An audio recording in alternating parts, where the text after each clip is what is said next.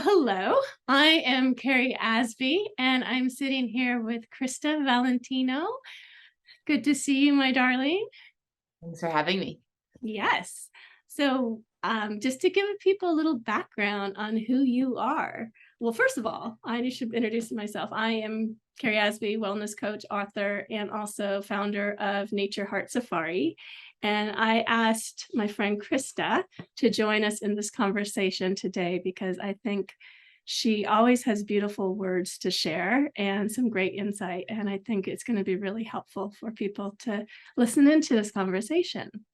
Thank you for And yes, it's so good to see you. I'm stealing this directly from LinkedIn as far as what you do. Social entrepreneur discovering ways to support community-led development. And within that, I know you are a big environmentalist. You also are about community development, nature-based solutions, and you are a big fan of youth leadership. You also are a writer, a speaker, and just an amazing woman who puts her heart in the driver's seat and let that lead your way. And that has led you on some amazing adventures. And that's what brings us here today to have this discussion. So it's so good to see you. So good to be talking with you, and thank you. That was a very generous Yeah. introduction. I Well, appreciate it. well, that's how I know you. So this is my podcast. It's Wild Heart, and I want to have conversations with people who have uncaged their heart, who have, instead of living in a box, who have broke down those barriers and said, my passion is going to lead the way. And you had that little aha. I think you were 26 when you said, I want purpose. And you followed your heart and you became the co-founder of CoalitionWILD, which it's a global organization to help young leaders or put youth in the position to become leaders, but using creativity and their experience and their growth to come up with the solutions that they're going to be coming up against. And it's been a huge success. You've been at it for about 8 years. Is that right? Yeah, CoalitionWILD was founded in 2013. So next year, I guess October was 9 years. Gotcha. But it was just recently that you had a change of heart. I shouldn't say change of heart, but your path changed a little bit. And that dream, CoalitionWILD, is not put on hold. But you are stepping away from it, I should say. And my guess is that you had some self conversations to lead up to that.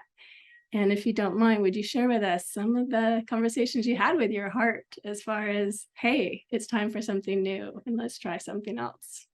Definitely.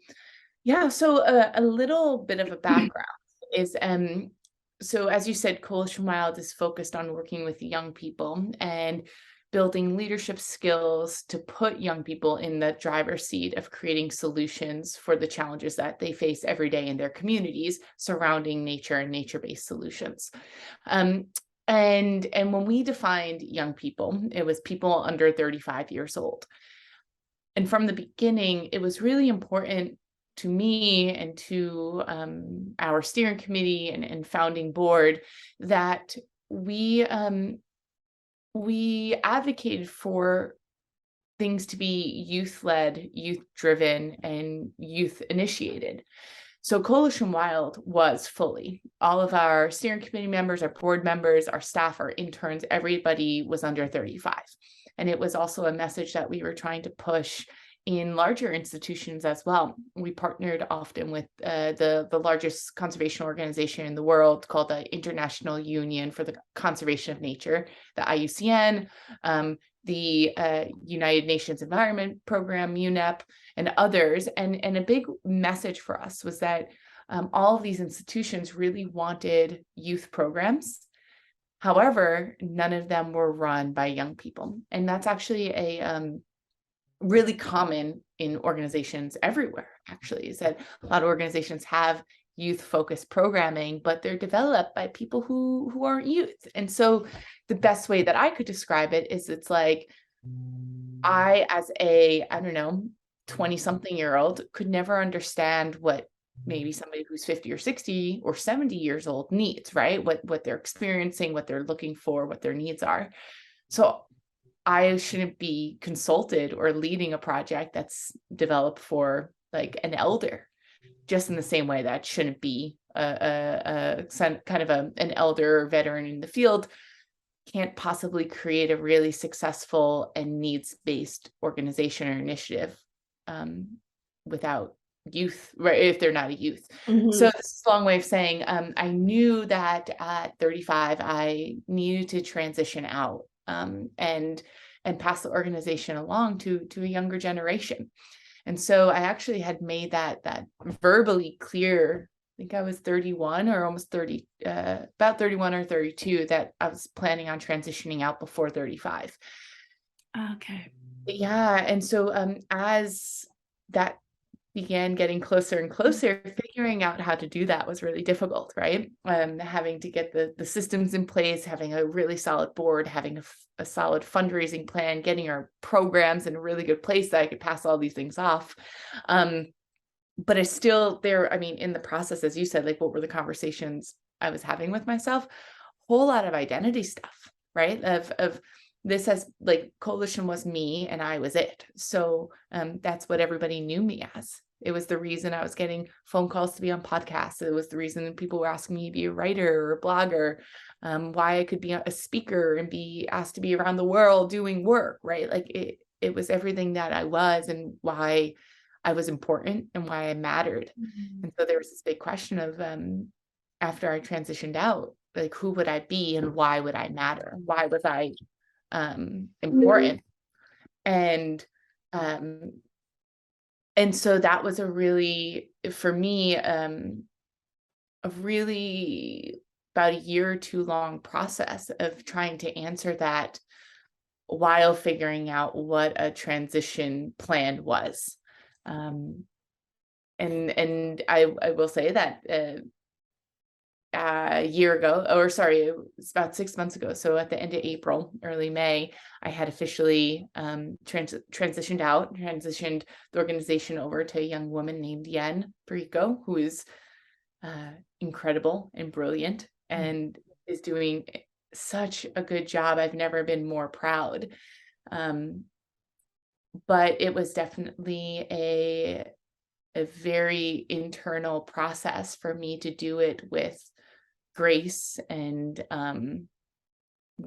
confidence and in a way that I could be proud of for myself, alongside being proud of the organization I built. And how should I say, how did you know in your heart that it was time? Like, I mean, yes, there was the age, but there had to have been something deep down inside that you put your thought into it. You put your, you went on your long walks and you went out into the woods and you had those conversations. But did you have a moment where you're like, yes, it's okay for me to move on? Yeah, a lot of those. And there was a part of it of reckoning with my own irrelevance, almost. And irrelevance is a strong word, of course. But, I was watching a world around me change, a world that's much more like I'm an elder millennial, if you will. So I'm a tech native. Like, I know how to use all the social media and talk all the lingo and I'll do all the things. But it's not something that I wanted to spend as much time as it deserved on. I found myself just feeling a little burnt out of the conversations without having the same energy or vigor that I had originally, that in order to push a lot of the changes that we wanted to see forward and like do the advocacy work, do the on the ground work, continue to fight the fight, I was really losing steam. And I could see that me staying in the position simply to hold on to the position was going to be detrimental to the success of the organization. And so it was this realization that, what did I care more about? Did I care more about like my position in there, or the life and future of my baby? Mhm. And if I cared more about the life of this thing I was trying to create, then I needed to get out of the way. And it needed something and somebody, multiple people beyond me. And so that was a really big pill to swallow. And at the same time, when I began making the decision, or came to the decision, there was a bit of relief to it. Like, it was like, oh, okay, like, it's not all on me. Like, I don't have to try so hard on something that felt so exhausting anymore. And that was a really big indicator for me, that as soon as I said the words in my head, what I felt wasn't like fear or envy or like negative feelings. What I felt was relief. And that was my answer. Mm. So you were just completely honest with yourself and not letting others influence your decisions. It was just like, let's be real, let's be honest, let's be true to our heart. And then it sounds like the moment that you had that connection with the truth, with reality, in a way you were set free. Like, Yeah. yeah, it was like once you just become really real, really raw with who you are and where you really stand, and then the universe is like, it's okay, it's gonna be all right. Yeah. And I'll even go further. And so the young woman who took over, Yen, I had brought her on almost 4 years ago as an intern, unpaid intern. And then she moved into a part-time position that was paid. And I ended up actually just paying her out of my pocket because I needed that help, but didn't have the funding to support her. And we were looking to decide who was going to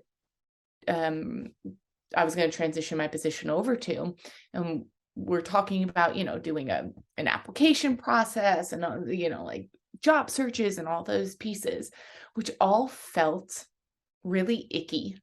And which is like a very technical term for exactly how it felt. It didn't feel right because what happened in my head was, how could anyone possibly understand the depth of this organization and the reason I made the decisions I made and the reason we are working the way we work and in these really nuanced ways, right? How do you possibly tell somebody who's just coming in, how do I transition something over to them in 2 weeks, right? Or a month, or however long it was going to be.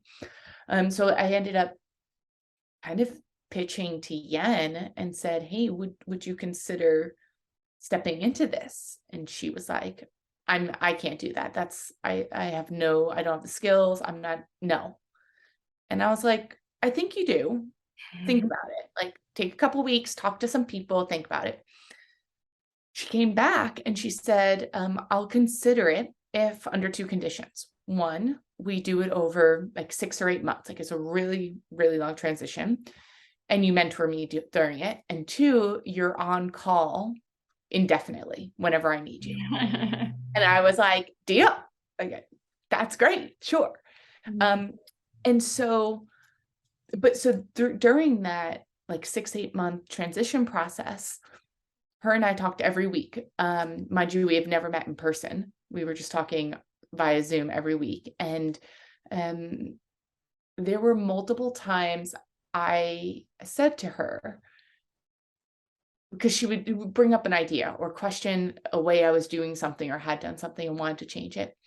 And I would have to say, you're going to hear resistance in my voice because I'm tied to the way I was doing things. That doesn't mean that your way of wanting to change them is wrong. It means I need to figure out how to let go here. So be patient with me as I walk through this, or I'd have to like verbalize, that's not a bad idea. I need a week to think about it, because I know myself, my reaction was always like, no, this is how we're doing it, right? I want to say the same. And I knew that I needed to give space for her to lead. And that space took me time to like temper down those defensive emotions, and she was really good at understanding those things, right? She was like, yeah, let's talk next week. No problem. Like, she handled it all really gracefully and had a lot of kindness for me in my process. And it forced me to get really good at communicating exactly how I felt with being truthful to myself, but with vulnerability and honesty, so that she could allow me the process I needed to allow her to lead, right? It was kind of like, help me, help you, help me, help you. Well, and it's the space that you created for her when you brought her on. Like you're all about creating space and letting people learn and try and grow. And that's what you have been teaching. And now it was time for you to actually play that back on you and and allow yourself to grow and change. But so it sounds just like it was a really good learning for inner growth, I should say, for both of you in that process. Absolutely. And fun little turn of events is I actually met her Saturday, like 2 days ago, in person for the first time. And yeah, after like 4.5 years, we finally met, and it was like I've known her my entire life. It was so easy.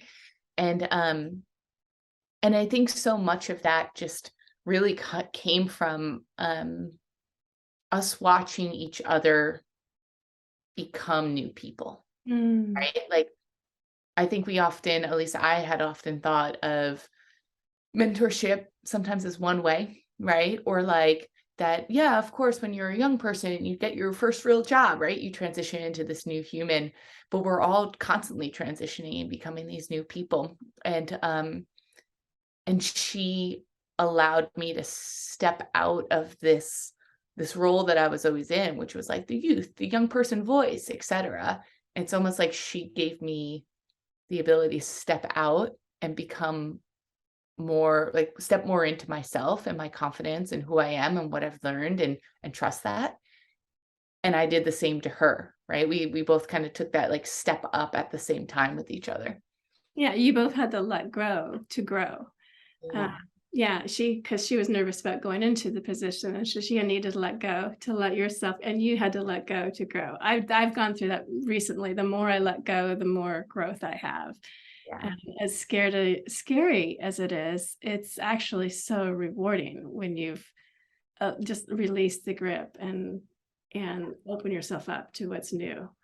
And it's a lot easier than holding on. Like, I found that every time I would do those pieces, like every time I seemed to let her have something, I mean, like it was almost as though the universe was rewarding both of us, where there was like a time where I was just like, okay, this is all yours now. You get to make the decisions, like 100%. Like, you take it. And a day later, we got out of the blue, a funder contacted us to give 2 years of funding at like $250,000. And it was like, and so all those things kept happening one after another. And so it almost was this like backwards reward system, where it was the more that I gave her, the more it validated that the organization needed me to let it go in order to grow it. And every time I did, the universe was like, see, good job. Like, you get a gold star. You're doing okay. Keep letting go. I'm going to keep giving you these little treats. Exactly. So that was incredibly validating as well. Oh, that's awesome.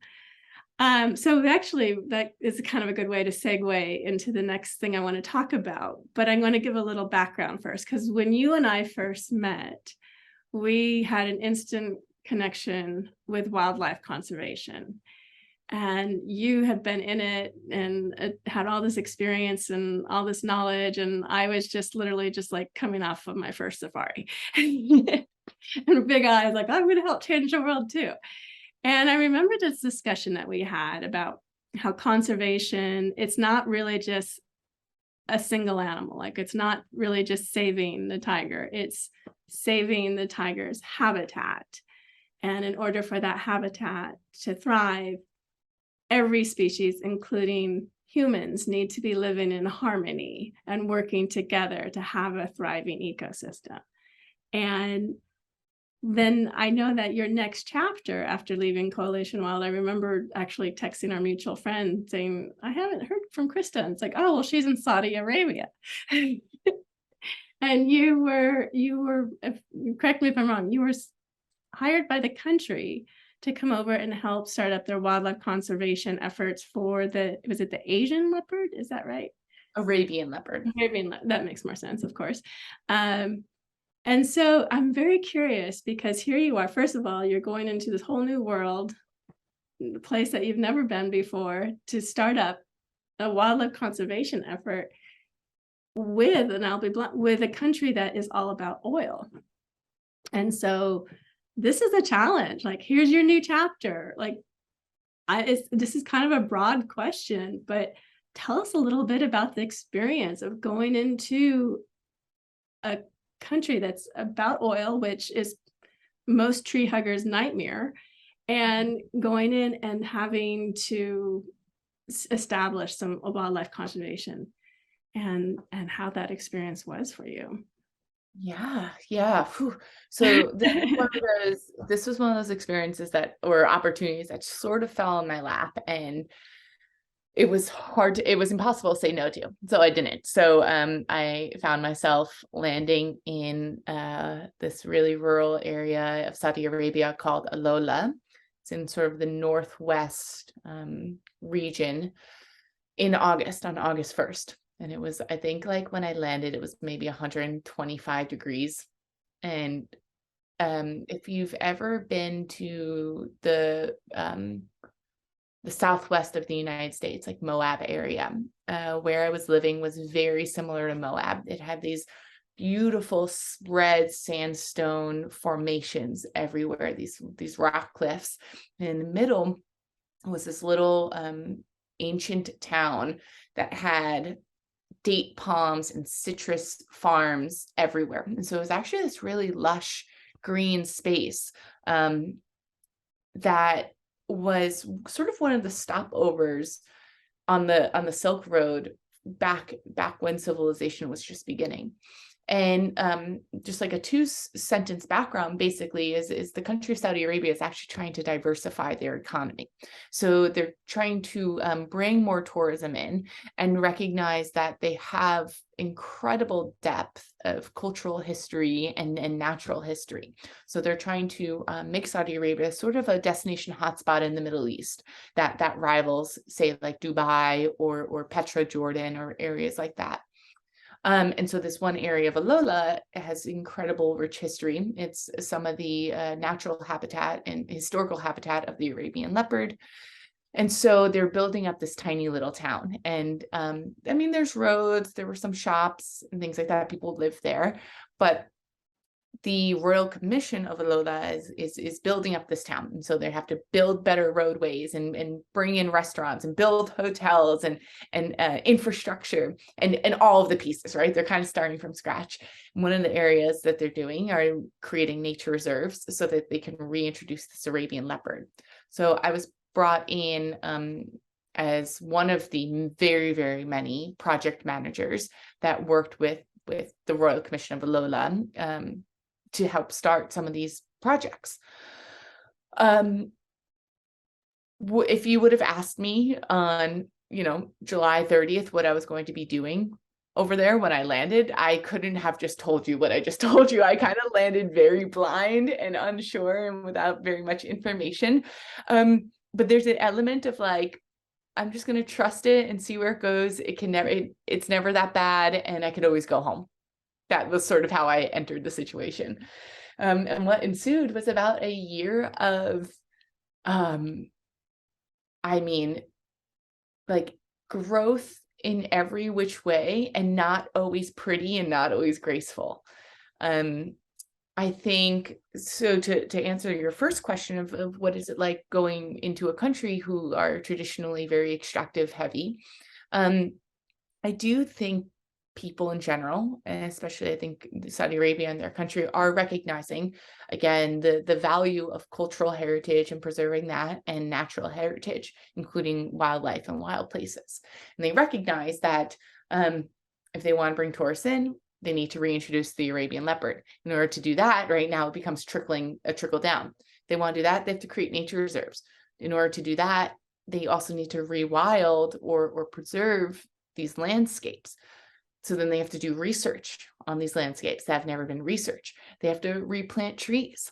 Alola is looking to plant, I think it's 20 million trees by the end of the decade. And they've already started. Like I was a part of a project that is building a nursery there and helping with the tree replanting effort. They also need to introduce other species. And so while I was there, I helped reintroduce the oryx, ibex, and the gazelle. And then you have to do community development work, right? And community education, because they are traditionally hunters. Also, a lot of communities will cut down trees because it's part of their history and their culture. And so educating them on the importance of protecting. So when you think about even just tourism and how tourism can potentially help regenerate spaces, it is like if done the right way and look at the sort of the ripple effect of one decision, which is the decision really was, we want to bring tourism in. How do we do that? It actually can influence the decisions moving forward. Now, the question could be, right, like, do Saudis really care about the Arabian leopard? Do they really care about conservation and nature? And are they environmentalists? Some could argue yes, some could argue no. Some could argue that some are and some aren't, right? Just like anywhere else in the world. I think what I've learned really is that it doesn't actually matter, as long as at the end of the day, what's being protected are these animals. What is being preserved are these landscapes. What's being rewild is a culture and a land that's attempting to go back to how it was for millennia. Well, and they're learning, and like you said, it doesn't quite matter that they're environmentalists or not. Decisions come down based off of the bottom line, money. And if they can make money off of a leopard that is alive and worth photographing, and worth, people can fly in and get the hotels and get the guides and get the dinners to see this leopard, there's more money in that than if there was no leopard. Exactly. So yeah, so it doesn't matter what the position on the environment, they just know, at least they have a clear understanding that what's underneath preserving this animal actually in the long run benefits them financially. Exactly. Yeah. And I think, I've spent so long in the conservation space and the environmental space, and there are a lot of, there's a spectrum, as is everything, where there's a spectrum of environmentalists who believe in the purity of conservation, and that's important. And then there's people on the other side who believe that there's you can conserve places while still fracking or exploiting them. And there's a lot in between. And I don't always know where I land. And what I do know, though, is that if I always try to fight the fight of trying to change somebody's mind into what I think is right, I'm going to spend so much time and energy trying to craft the perfect message that I'm going to waste years. Where I'd rather see if we could reach a common outcome, and then deal with the extraneous later. And maybe that's, I don't know, like, even as I'm saying it, I'm like, I don't know, is that lazy? Is that wrong? Is that short-sighted? But what I experienced over there was I did often try to come in and almost like change people's minds, and not on purpose, right? But apparently I think more than I think I've realized. I find that maybe I do have an egotistical way of approaching situations where I think what I know is best or what I've experienced matters more, or and can maybe be a bit self-righteous at times. And what I realized is that if we're working towards a common outcome while not getting hung up on the details, that actually made a lot more friends, and that had a bigger impact on um, influencing behavior than it did me just trying to win an argument. Yeah.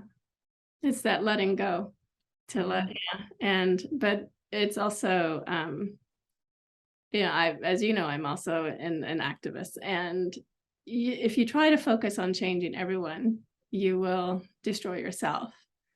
And it's just focus on those within reach, and let it ripple out that way. That's I think one way to keep your peace throughout when you want to make a difference in the world. If you try to take it, it's like if you try to take it all on, it's just too much. You got to be able to take it with those who are close to you and build your tribe and make a difference that way. And you'll have more of an impact instead of, yeah. Actually, that is a really good segue. I don't know if you call yourself an ecotherapist, but I'm going to give you that label. Because an ecotherapy is about connecting with nature again. And connecting with nature, it not only helps us as an individual, but it is, I think, how we need to survive humanity. The earth will continue to survive no matter what we do. If we don't change our habits or not, the earth will keep on spinning. It's our environment that we are making unlivable for ourselves. And so connecting with nature again is going to help us keep our environment, keep humans the ability to survive on this planet. I guess what I want to hear from you is, so this disconnect from this life force, how do you see that, as far as how is that causing us harm from your perspective? I think I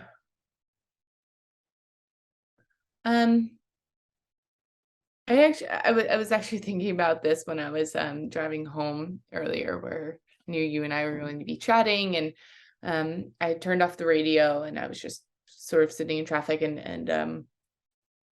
and I wondered why there was where my brain went was, I was like, why are there certain times where I feel more creative, where words just flow and I know what I want to say, or I find solutions to problems I've been mulling over.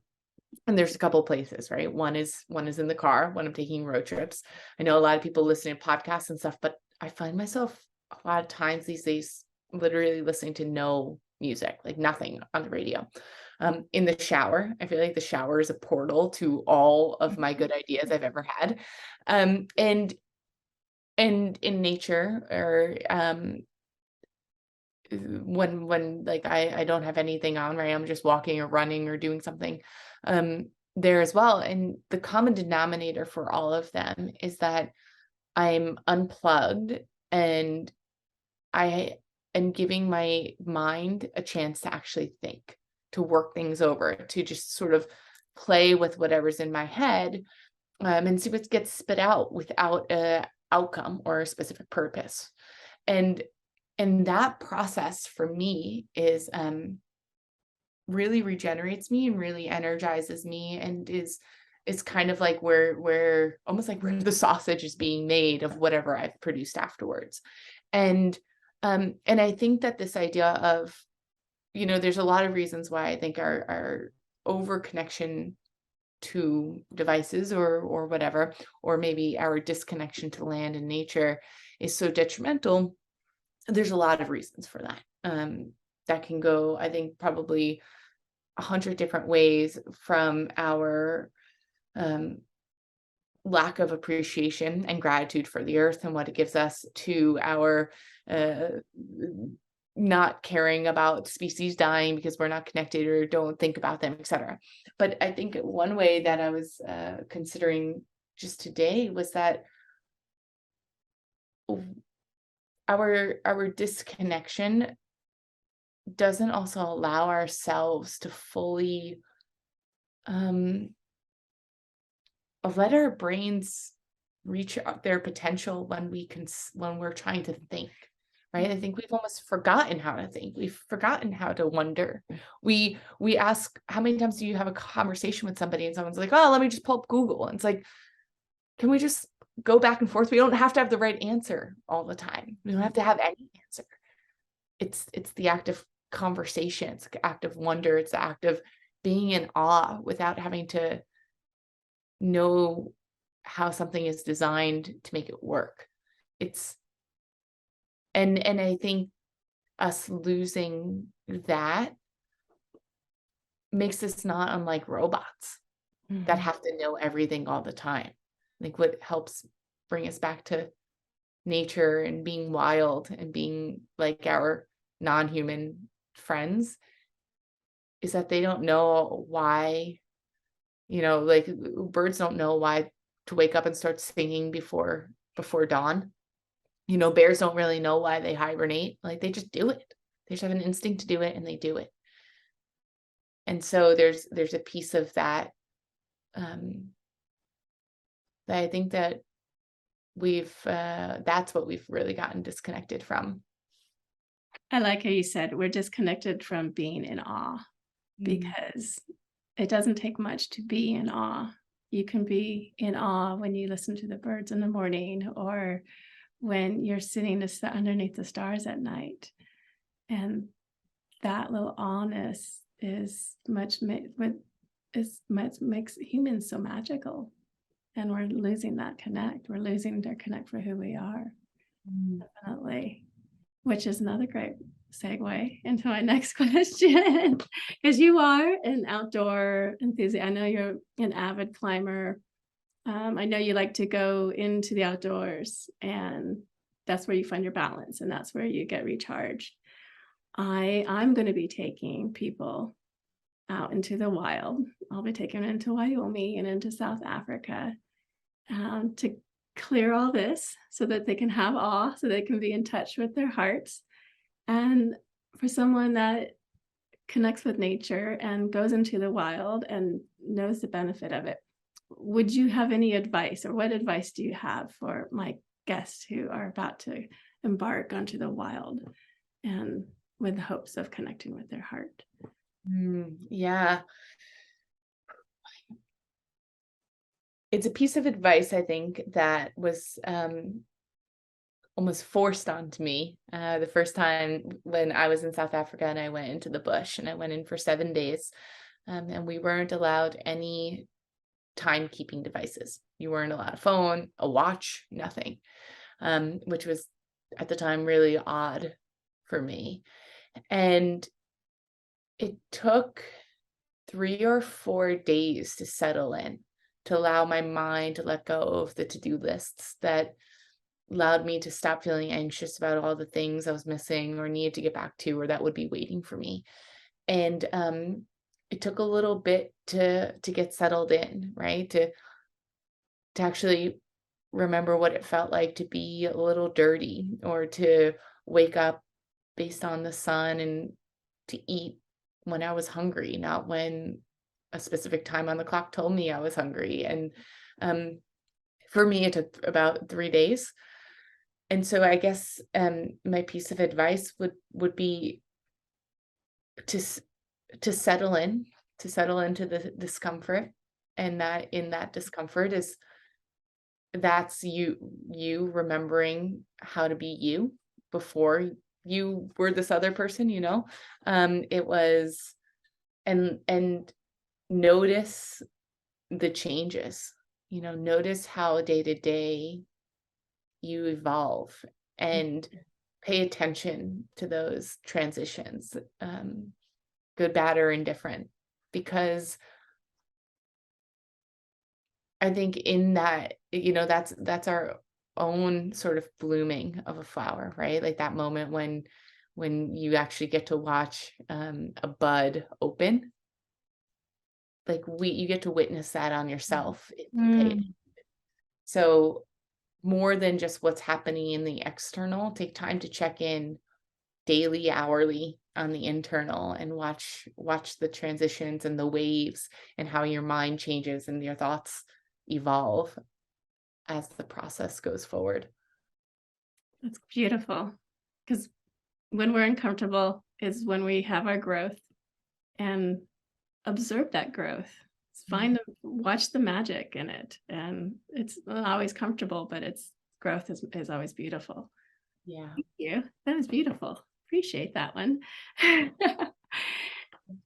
Yeah, I'm excited for you and for anyone who gets to go to South Africa. It's for me, that was one of those growth moments where I got to become closer to who I am, right? To shed a piece of myself. And a big part of that was in the bush, in Africa, in this wild place, and in a place where arguably humanity started, in a place where it's still so close to those original beings that we were. And you feel that Africa's raw, it's real.